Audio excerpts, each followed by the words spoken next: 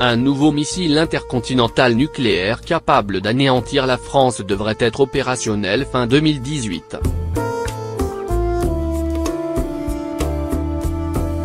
Le réarmement rapide des forces armées russes s'accompagne d'une campagne de mobilisation auprès de la population russe.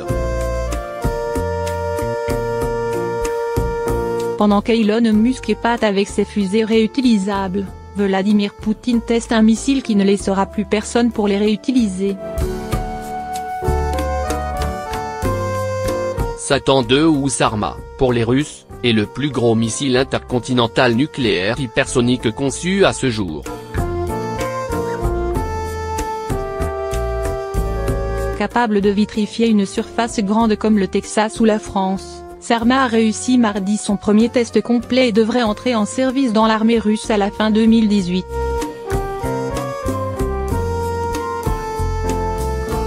Jalons dans la nouvelle course aux armements, Satan II est une réponse du Kremlin aux efforts américains pour créer un bouclier antimissile en Europe et son programme Prompt Global Strike, destiné à détruire en moins d'une heure tous les sites de lancement d'armes nucléaires.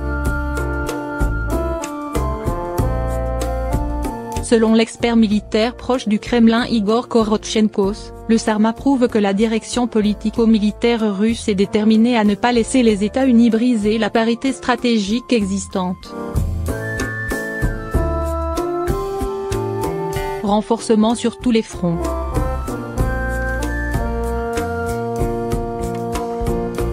Moscou muscle démonstrativement ses capacités militaires sur tous les fronts, en militarisant la zone arctique, en portant ses dépenses militaires jusqu'à 7% du PIB, loin devant la Chine et les États-Unis, et en projetant son armée loin de ses frontières.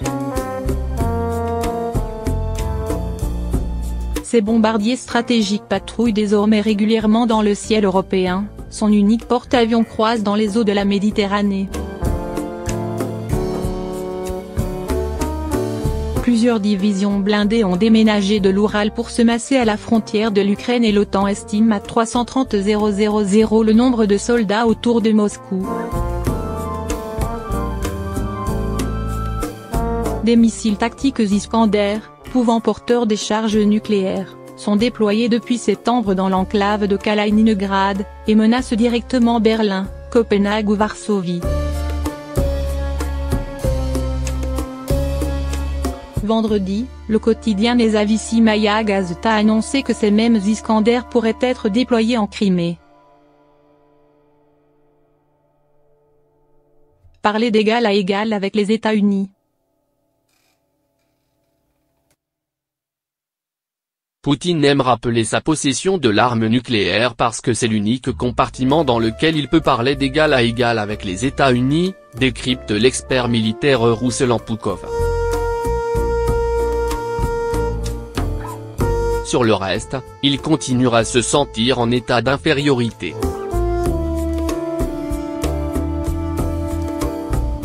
Si nous investissons massivement dans l'armée de terre, ce n'est pas pour envahir la Pologne, mais parce qu'on veut être hégémonique dans l'espace de l'ex-URSS, moins les pays baltes. Grisée par son intervention militaire en Syrie, la première hors de la zone ex-URSS depuis 1991, la Russie caresse l'idée de projeter ses forces plus loin. Mardi, le vice-ministre des Affaires étrangères, Mikhail Bodanov, confiait à l'agence Interfax que son pays était prêt à participer à des opérations antiterroristes en Libye et en Irak, si ces États en font la demande. Des généraux russes ambitieux.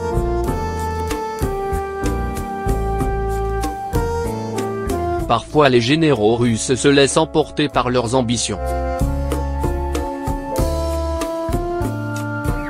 Le 7 octobre, le vice-ministre de la Défense, Nikolai Pankov, annonçait devant le Parlement russe des préparatifs pour rouvrir des bases navales à Cuba et au Vietnam.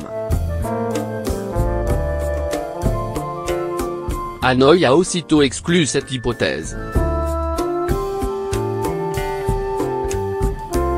C'est une annonce populiste sans rapport avec la réalité, rectifie un expert militaire proche du ministère de la Défense.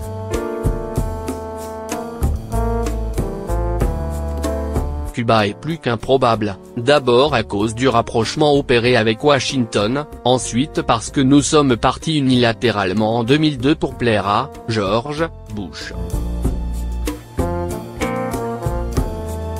L'expansionnisme russe a même froissé Téhéran, qui avait prêté fin août sa base aérienne de Hamada aux bombardiers russes opérant en Syrie.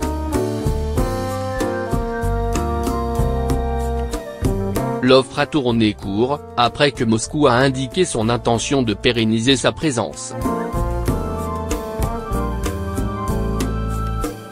Aujourd'hui, la Russie ne compte de base aérienne permanente qu'à travers l'ex-URSS et en Syrie. En orateur expérimenté, Vladimir Poutine rejette l'intention d'agression sur ses rivaux géopolitiques, et présente son pays comme une victime. Des menaces imaginaires et mythiques comme la menace militaire russe sont constamment ressassées, pour gonfler les budgets militaires, a-t-il expliqué jeudi près de Sotchi devant un parterre d'experts internationaux. La Russie ne se prépare à attaquer personne, a-t-il insisté. Nous voulons tous faire baisser les tensions internationales, mais pas au prix de notre enterrement. Mais le discours dominant véhiculé par les généraux dans les médias russes a une toute autre tonalité.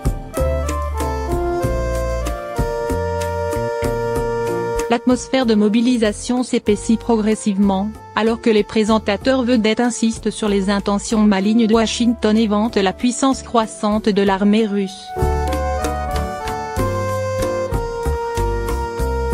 Pas moins d'un tiers de la population russe a été conviée durant le mois d'octobre à des exercices de simulation d'.